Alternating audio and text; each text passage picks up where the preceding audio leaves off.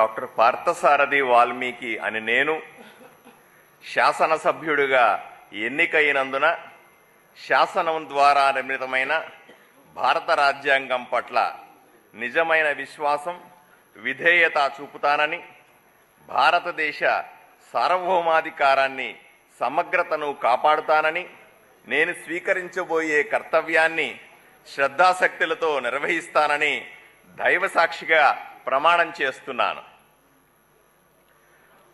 ఆంధ్రప్రదేశ్ శాసనసభ సభ్యుడినైన డాక్టర్ పార్థసారథి వాల్మీకి అనే నేను సభ నియమాలకు కట్టుబడి ఉంటానని, వాటిని అనుసరిస్తానని, సభా మర్యాదలను పాటిస్తానని, సాంప్రదాయాలను గౌరవిస్తానని దైవసాక్షిగా ప్రమాణం చేస్తున్నాను.